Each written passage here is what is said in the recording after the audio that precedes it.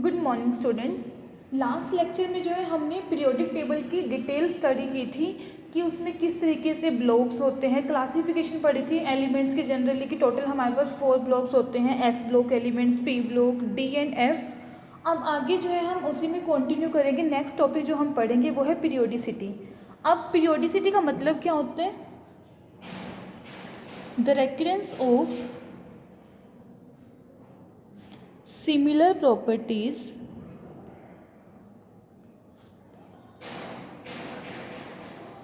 of elements after certain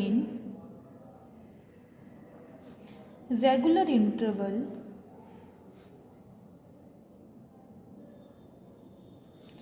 when they are arranged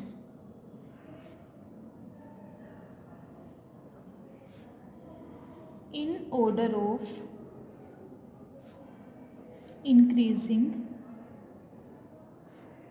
atomic number. Recurrence of similar properties of elements after certain regular interval when they are arranged in order of increasing atomic number, कि जब हम elements को जो है उनके atomic number के according arrange करते हैं इंक्रीजिंग ऑर्डर में। रेकरेंस का मतलब कि रिपीटिशन, सिमिलर प्रॉपर्टीज़ की प्रॉपर्टीज़ का रिपीट होना एक सर्टन इंटरवल के बाद, रेगुलर इंटरवल ऑफ टाइम के बाद, उस वर्ड को हम बोलते हैं पीरियोडिसिटी। ओके, अब देखो बेसिकली हमारे पास क्या है कि जो ये प्रॉपर्टीज़ रिपीट हो रही हैं कि फिजिकल एंड केमिकल प्रॉपर्टीज़ की हम यहाँ पे बात करते हैं कि जो सिमिलैरिटीज़ हैं वो किस में है, उनकी फिजिकल एंड केमिकल प्रॉपर्टीज़ में, कि एक पर्टिकुलर इंटरवल के बाद वो जो है रिपीट होना स्टार्ट हो जाती हैं। इसको हम बोलते हैं पीरियोडिसिटी। बट यहाँ पे अगर मैं बात करूँ कि जो वो प्रॉपर्टीज़ हैं वो रिपीट हो रही है, उसका कोज क्या है, उसका रीज़न क्या है। देखो सबसे पहले मैं बात करूँ एटम की, कि बेसिकली जो एटम के अंदर इलेक्ट्रॉन्स हैं, इलेक्ट्रॉन्स तो जो है शेल्स में प्रेजेंट होते हैं, लेकिन सारे की जब हम बात करें रिएक्टिविटी की, जब एक एटम जो है दूसरे एटम का रिएक्ट करते हैं तो उस केस में क्या होता है, आउटर मोस्ट शेल में जो इलेक्ट्रॉन्स प्रेजेंट होते हैं, इनर मोस्ट शेल वाले जो इलेक्ट्रॉन्स हैं वो तो एज इट इज़ ही रहते हैं। जो आउटर मोस्ट शेल वाले इलेक्ट्रॉन्स होते हैं वो जो है उसके इन्वॉल्व होते हैं रिएक्टिविटी में, कि उसकी रिएक्टिविटी को शो करेंगे कि ये हाईली रिएक्टिव होगा, लेस रिएक्टिव होगा, या फिर ये इलेक्ट्रॉन अपनी लूज़ करेगा या फिर इलेक्ट्रॉन गेन करेगा। तो बेसिकली जो हमारे पास पीरियोडिसिटी है कि जो प्रॉपर्टीज़ हैं वो रिपीट हो रही है एक रेगुलर इंटरवल के बाद, उसका मेन रीज़न क्या है कि आउटर मोस्ट शेल वाले इलेक्ट्रॉन्स, कि एटम की जो आउटर मोस्ट शेल में इलेक्ट्रॉन्स प्रेजेंट हैं उस वजह से क्या है प्रॉपर्टीज़ में जो है इसकी पीरियोडिसिटी जो है वो हम ऑब्जर्व कर रहे हैं। तो कॉज ऑफ पीरियोडिसिटी क्या होगा कि जो पीरियोडिसिटी है वो बेसिकली है किस वजह से, repetition of similar electronic configuration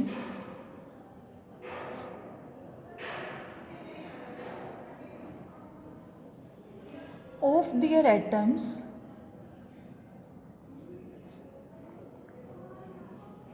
in outermost energy shell after certain regular interval, कि repetition of similar electronic configuration. Like for example मैं बात करूँ, अगर मैं ग्रुप 1 की बात करती हूँ, एस ब्लॉक में फर्स्ट ग्रुप कौन सा होता है, एल्कली मेटल्स। इनकी अगर हम बात करें hydrogen, lithium, sodium, potassium, rubidium, इन सभी की आउटर मोस्ट शेल में जो है 1 1 इलेक्ट्रॉन प्रेजेंट है। तो इनकी जो इलेक्ट्रॉनिक कॉन्फ़िगरेशन है वो इलेक्ट्रॉनिक कॉन्फ़िगरेशन तो सभी की सेम हुई ना, कि इनकी जो कॉन्फ़िगरेशन होगी वो क्या होगी, NS1। तो repetition of similar electronic configuration, की इलेक्ट्रॉनिक कॉन्फ़िगरेशन का रिपीट होना in the outermost energy shell after certain regular interval, की एक रेगुलर इंटरवल के बाद जो इलेक्ट्रॉनिक कॉन्फ़िगरेशन रिपीट हो रही है वो इसका बेसिक कोज है पीरियोडिसिटी का। ओके, अब आगे हम बात करते हैं पीरियोडिक प्रॉपर्टीज़ की कौन कौन सी प्रॉपर्टीज़ जो हैं वो पीरियोडिक हैं। पीरियोडिक प्रॉपर्टीज़ यहाँ पे हम 4 to 5 प्रॉपर्टीज़ को स्टडी करेंगे। फर्स्ट वन आती है एटॉमिक रेडियाई।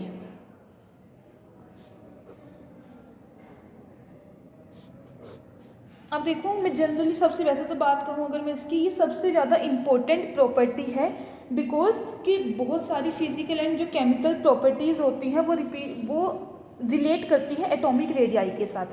अब देखो एटॉमिक रेडियाई, एटॉमिक रेडियस एक ही बात है। इसका बेसिकली मतलब क्या है कि सेंटर ऑफ द न्यूक्लियस, हमारे पास ये एटम है, इसके सेंटर में न्यूक्लियस प्रेजेंट है। न्यूक्लियस से लेके आउटर मोस्ट शेल जो है इलेक्ट्रॉन की, वहाँ तक का जो डिस्टेंस होता है उसको हम बोलते हैं एटॉमिक रेडियाई। न्यूक्लियस से आउटर मोस्ट शेल इलेक्ट्रॉन का जो डिस्टेंस है वो हो गई यहाँ पे एटॉमिक रेडियस। ओके और हम अगर एटम को एज्यूम करके चलते हैं ना कि ये स्फेरिकल है, एटम जो है स्फेरिकल शेप का होता है, तो बेसिकली ये जो रेडियस होगी, ये रेडियस किसकी होगी? स्फीयर की रेडियस हो गई, कि जो एटॉमिक रेडियाई है वो किसकी रेडियाई है? स्फीयर की। बट अब जैसे हमने पढ़ा था, फर्स्ट चैप्टर में पढ़ा था, ऑर्बिटल पढ़ते हैं हम कि इलेक्ट्रॉन को फाइंड करने की, जैसे जैसे इलेक्ट्रॉन का जो है डिस्टेंस न्यूक्लियस से इंक्रीज होता है उसकी प्रोबेबिलिटी जो है लेस होती जाती है, मतलब कि जीरो नहीं होती, पहले मैक्सिमम होगी फिर वो धीरे धीरे डिक्रीज करती जाएगी। तो कि हम उसकी एब्सोल्यूट साइज़ की, जो एटम का एब्सोल्यूट साइज़ क्या होगा, कि मीन्स कहाँ तक वो प्रोबेबिलिटी है हमारे पास चल रही है, 2%, 1%, वो थोड़ा सा एटम का एब्सोल्यूट साइज़ को जो है फाइंड आउट करना थोड़ा सा डिफिकल्ट है। सबसे पहली बात तो यही होगी कि उसकी एटम की कोई भी वेल डिफाइंड बाउंड्री नहीं होती, कि जो प्रोबेबिलिटी है इलेक्ट्रॉन को फाइंड आउट करने की, वो अगर लार्ज डिस्टेंस भी हो न्यूक्लियस से तब भी वो प्रोबेबिलिटी जो है जीरो नहीं होती, 1-2% प्रोबेबिलिटी वहाँ पे भी फाइंड आउट करने की होती है। तो फर्स्ट रीज़न कि हम एटम के एब्सोल्यूट साइज़ को डिटरमिन नहीं कर सकते वो तो हो गया इसका, कि बाउंड्री की एटम की जो है कोई भी वेल डिफाइंड बाउंड्री नहीं होती।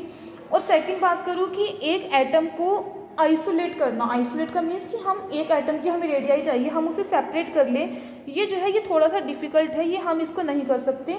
तो बेसिकली हम यहाँ पे क्या करते हैं कि दो एटम लेके चलेंगे, कि दो एटम जो होंगे हम यहाँ पे एटॉमिक रेडियस बेसिकली होगी क्या, इफेक्टिव साइज होगा कि उन दोनों एटम्स के बीच का जो डिस्टेंस होगा, डिस्टेंस ऑफ क्लोजेस्ट अप्रोच जिसे हम बोलते हैं, कि दो एटम के बीच का जो डिस्टेंस ऑफ क्लोजेस्ट अप्रोच है हम उसको यहाँ पे जो है फाइंड आउट करेंगे।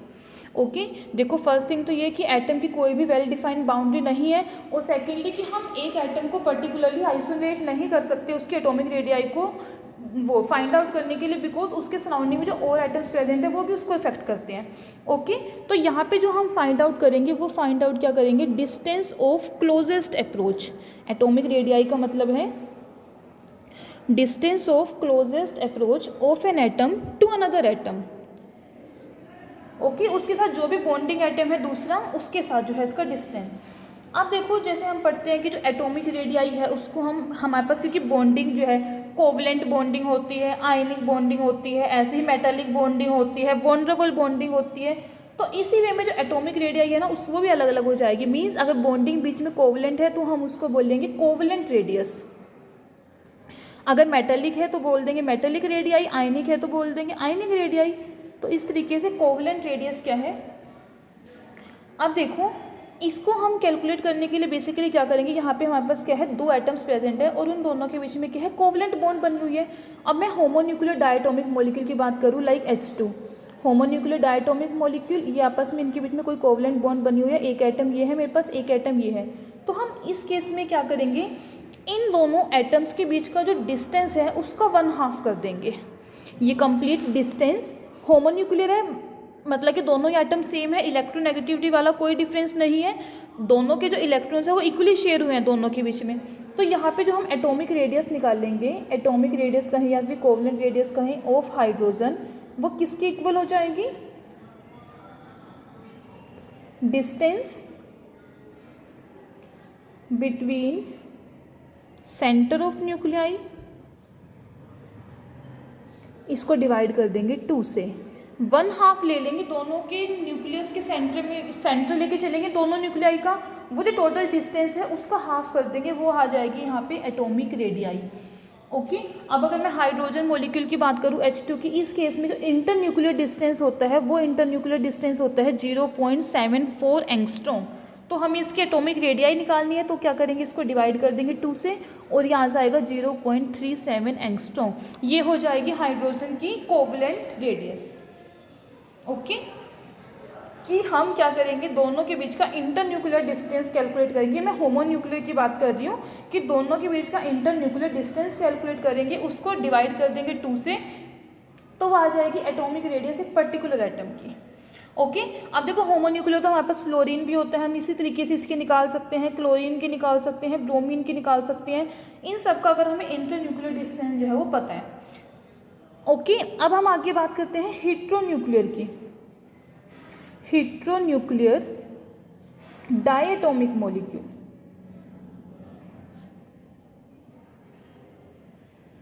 अब देखो हेट्रोन्यूक्लियर के केस में क्या होता है, लाइक मेरे पास HCl ही है, इसमें से इसका नेचर इलेक्ट्रोपॉजिटिव है, इसका नेचर इलेक्ट्रोनेगेटिव है, तो इसमें हम 1/2 नहीं कर सकते इंटरन्यूक्लियर डिस्टेंस का।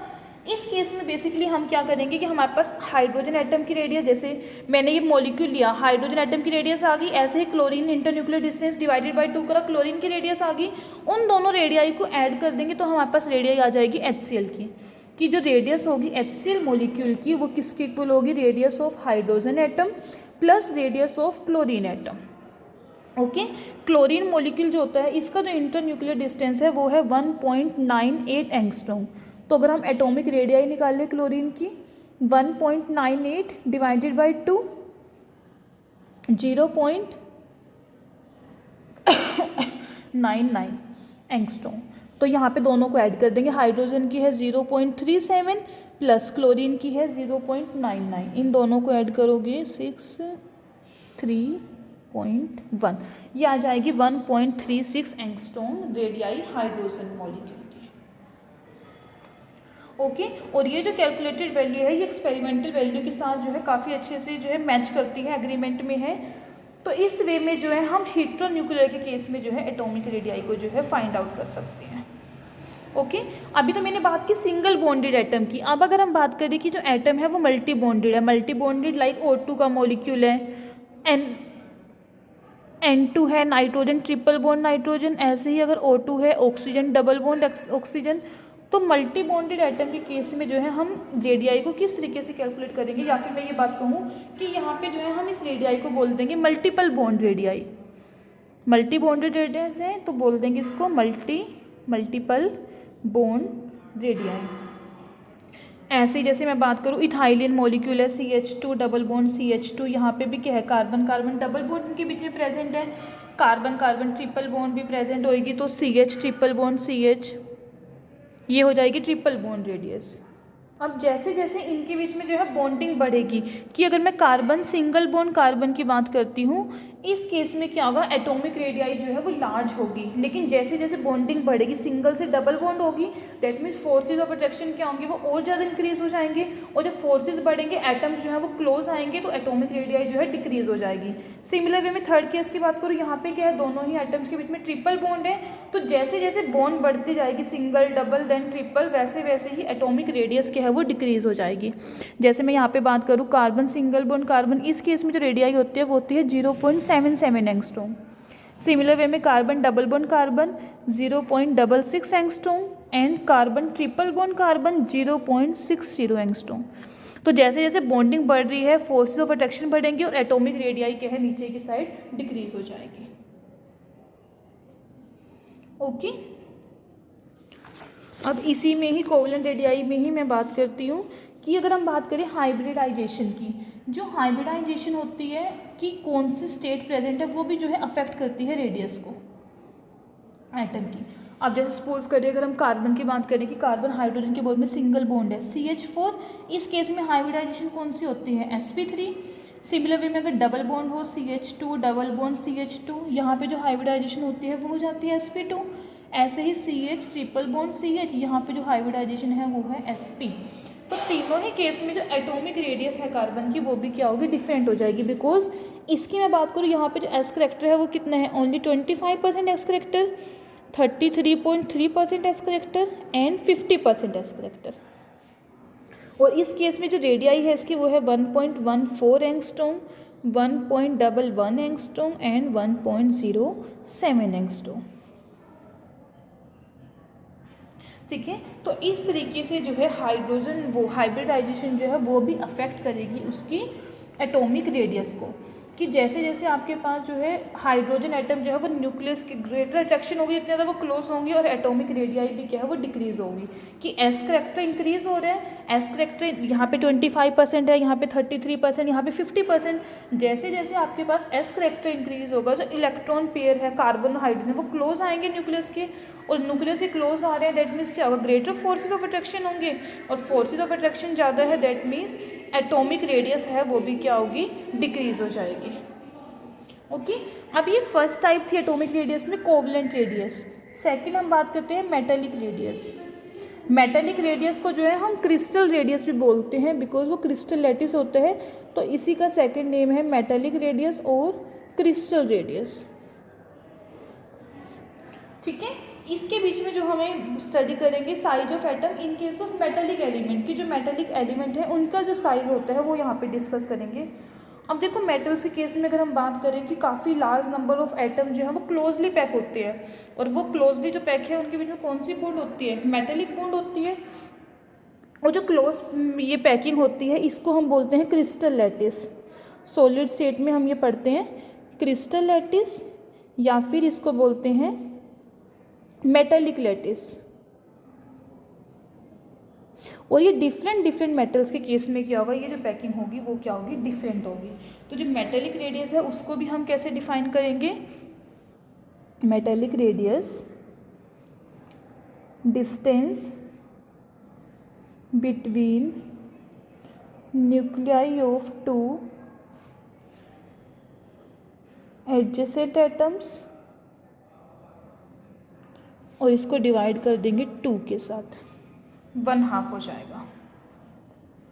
ठीक है, अब देखो अगर मैं दोनों में कंपेयर करती हूँ मेटेलिक बॉन्ड रेडियस में या फिर कोवलेंट रेडियाई में, कि तो मेटेलिक रेडियाई जो होती है, metallic radii it is greater than covalent radii, single bond covalent radii की अगर मैं बात करूँ। अब जैसे मैं सोडियम की बात करें, अगर सोडियम की हम कोवलेंट रेडियस देखें तो वो होती है 1.54 एंगस्ट्रॉम, बट अगर इसकी मेटेलिक रेडियस की बात करें वो होती है 1.86 एंगस्ट्रॉम।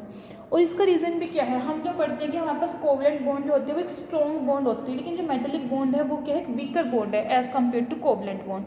तो बॉन्ड वीकर है, that means forces of attraction कम होंगे, और जब फोर्सेज ऑफ अट्रैक्शन कम होंगे तो वहाँ पे जो एटॉमिक रेडियस है वो भी क्या होगी, लार्ज होगी। क्लियर। अब थर्ड बात करते हैं van der Waals radii. Van der Waals radius, अब देखो वॉन डेर वाल रेडियस मतलब कि van der Waals forces of attraction क्या होते हैं, वीक फोर्सेज ऑफ अट्रैक्शन होते हैं, जनरली नोबल गैसेस के केस में जो प्रेजेंट होते हैं। आपके पास 2 नोबल गैसेस है, एक हीलियम-2 ये है, एक हीलियम-2 ये है। इन दोनों के बीच में जो वीक फोर्सेज ऑफ अट्रैक्शन होते हैं इनको हम बोलते हैं van der Waals forces of attraction, और यही जो रेडियाई होगी वो हो जाएगी वॉन डेर वाल रेडियाई। जैसे मेरे पास एक हीलियम का ये है मॉलिक्यूल, ऐसे ही एक हीलियम का मॉलिक्यूल ये है। ठीक है, इसके सेंटर और इसके सेंटर का ये जो डिस्टेंस है इंटरन्यूक्लियर डिस्टेंस, इसको हम डिवाइड कर देंगे 2 के साथ। ये पूरा होगा इंटरन्यूक्लियर डिस्टेंस, और इसका जो हाफ होगा यहाँ से लेके यहाँ तक ये हो जाएगी van der Waals radius. Okay, तो वॉन डेर वाल रेडियस को भी कैसे डिफाइन करेंगे, internuclear distance between adjacent atoms 1/2 of 1/2 लिख लो आगे, 1/2 of internuclear distance between adjacent atoms belonging to nearest neighbouring molecules, कि जो 2 नेबरिंग मॉलिक्यूल्स हैं उनके बीच का जो इंटरन्यूक्लियर डिस्टेंस है उसका हम अगर 1/2 कर दें तो वो जो रेडियस आएगी वो हो जाएगी उसकी van der Waals radius. Okay, अब देखो जो वॉन डेर वाल रेडियस होती है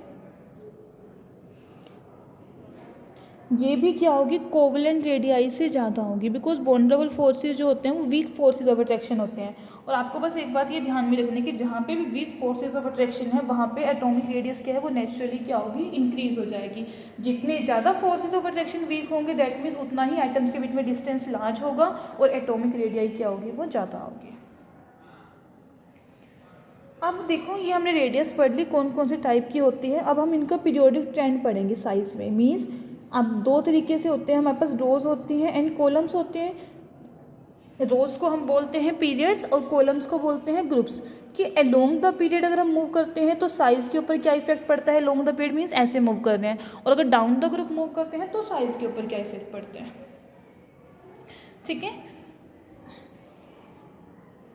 variation of atomic radii in a period.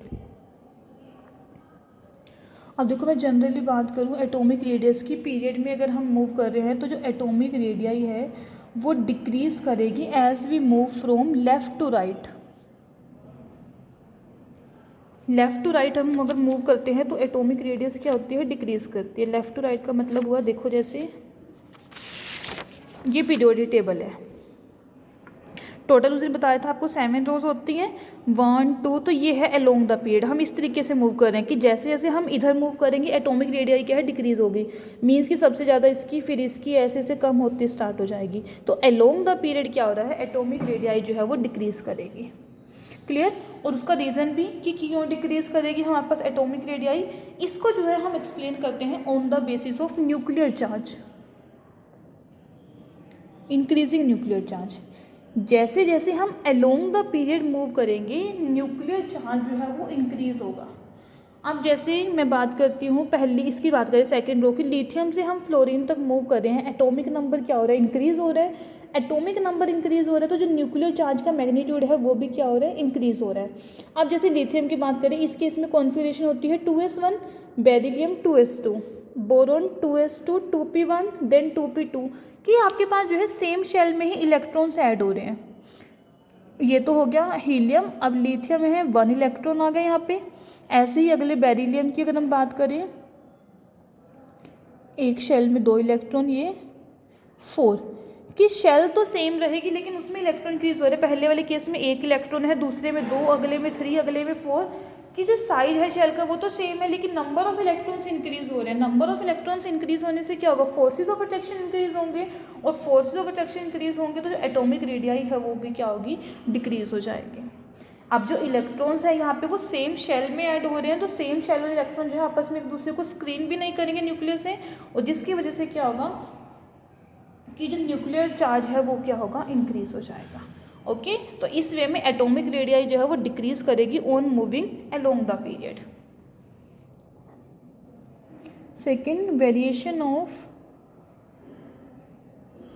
Atomic radii in A group.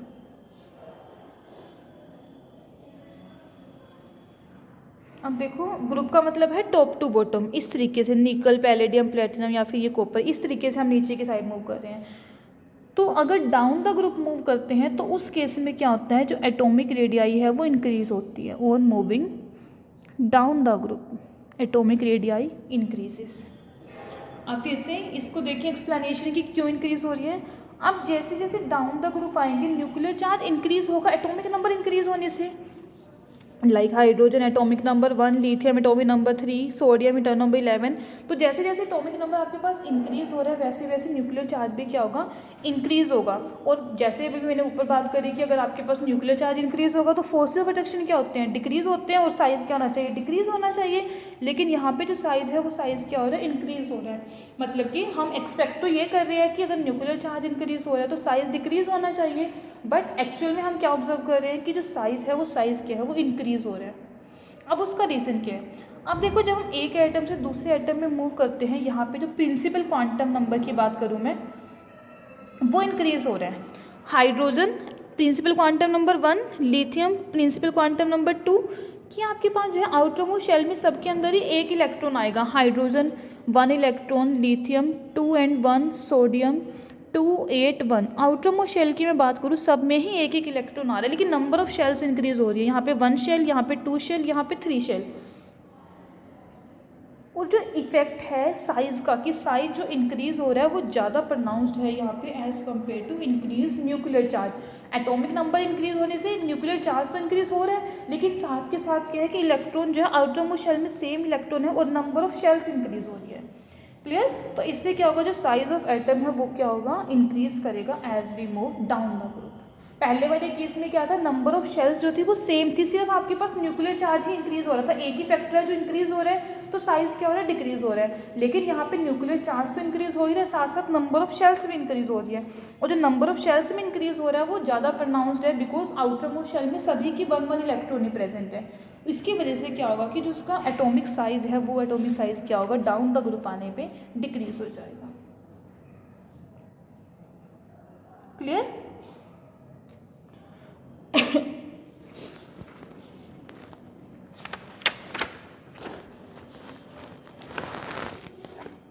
अभी देखो, ये तो हमने बात की एटॉमिक रेडियाई की ना, अब आगे बात करते हैं आयनिक रेडियाई।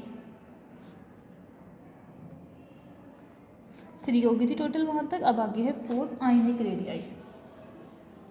अब बेसिकली आयनिक रेडियाई का मतलब क्या, आयनिक मीन्स आयंस की radii of ions. Ionic crystal के अंदर जो आयंस प्रेजेंट है उनकी रेडियाई की हम बात करेंगे, radii of ions in ionic crystal.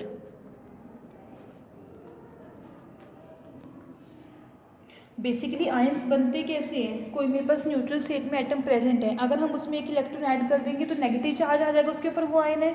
Similar way में अगर हम एक इलेक्ट्रॉन उसके आउटर मोस्ट शेल में से रिमूव कर लेंगे तो हमारे पास पॉजिटिव चार्ज आ जाएगा। मीन्स कि जो आयंस बन रहे हैं वो कैसे बन रहे हैं, लॉस ऑफ इलेक्ट्रॉन से। एक्वायर पॉजिटिव चार्ज अगर वो एक्वायर करें तो उनको बोलते हैं केटायन। सिमिलर वे में अगर वो इलेक्ट्रॉन को गेन कर रहे हैं, गेन करेंगे तो नेगेटिव चार्ज एक्वायर होगा, और उस केस में हम उसको बोल लेंगे आयन, एनायंस। तो जो आयनिक रेडियाई होगी इसको हम कैसे डिफाइन करेंगे, इफेक्टिव डिस्टेंस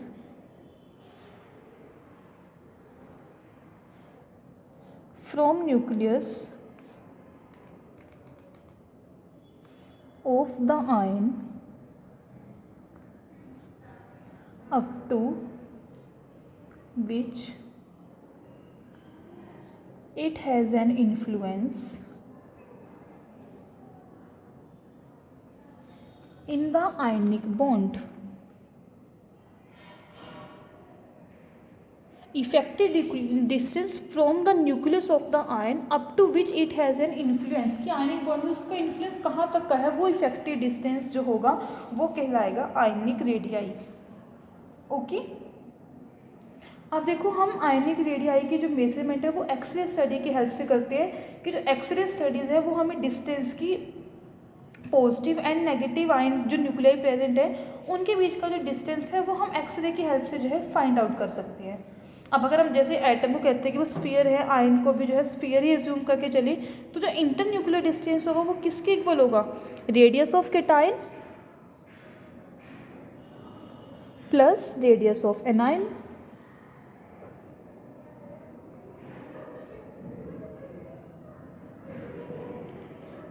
अब जैसे हम केटायन की बात करें, Na है, अपना एक इलेक्ट्रॉन दे देगा Na positive plus RCl negative, तो ये जो मिला के आपके पास आ जाएगा, ये आ जाएगा inter nuclear distance in case of NaCl molecule.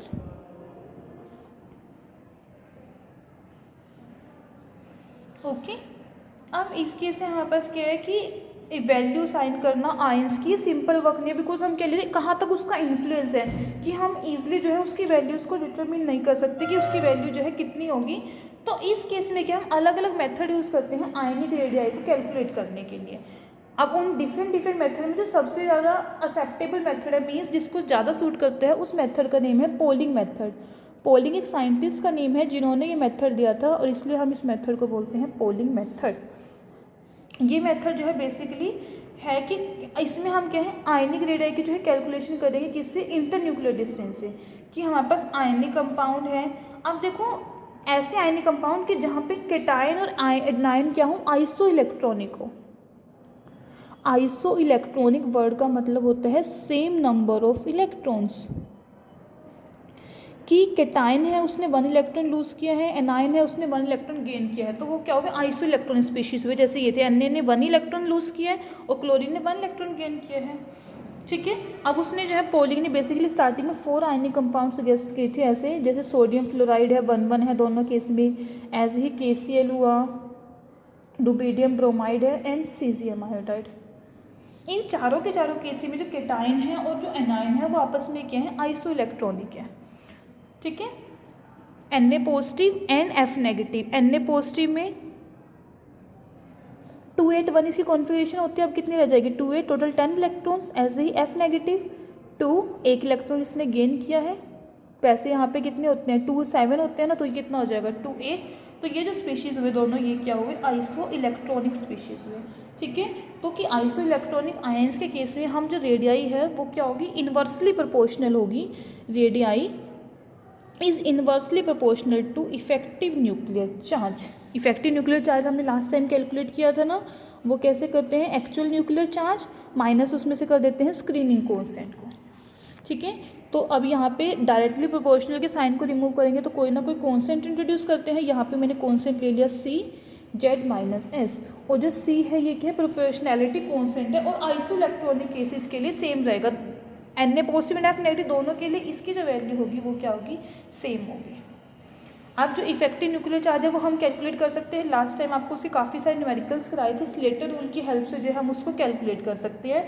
आपके पास ये स्क्रीनिंग कॉन्स्टेंट आ जाएगा, उस एक्चुअल न्यूक्लियर चार्ज में से उसको माइनस कर दोगे तो आपके पास क्या आ जाएगा, इफेक्टिव न्यूक्लियर चार्ज।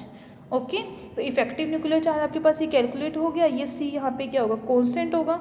तो इस वे में जो है हम इसको कैलकुलेट कर सकते हैं। अब देखो जैसे इसी के लिए कैलकुलेट करें Na positive and F negative के लिए, दोनों पे ही 10 इलेक्ट्रॉन है तो स्क्रीनिंग कॉन्स्टेंट की वैल्यू तो सेम होगी दोनों के लिए। अब अगर हम जो है वैल्यू फाइंड आउट करें इसकी इफेक्टिव न्यूक्लियर चार्ज, पहले निकाल लें Na पॉजिटिव का 11 होता है इसका एक्चुअल न्यूक्लियर चार्ज, और स्क्रीनिंग कॉन्स्टेंट की वैल्यू जो आप पीछे जब किया था स्लेटर रूल की हेल्प से कैलकुलेट करोगे तो वैल्यू आती है 4.15, तो ये वैल्यू हो जाएगी माइनस करके 6.85। ऐसी F नेगेटिव, इसका एक्चुअल चार्ज है 9, स्क्रीनिंग कॉन्स्टेंट की वैल्यू 4.15, तो ये वैल्यू हो जाएगी 4.85। अब पोलिंग के according atomic radii Na positive ion की C divided by effective nuclear charge, that means 6.85। ऐसे ही R F नेगेटिव की वैल्यू निकालनी है, C डिवाइडेड बाय इसकी वैल्यू इफेक्टिव न्यूक्लियर चार्ज की कितनी वैल्यू है 4.85। अब जो पूरा ये क्रिस्टल होता है NaCl का, इसकी जो एटॉमिक रेडियाई होती है वो इक्वल होती है 2.31 की।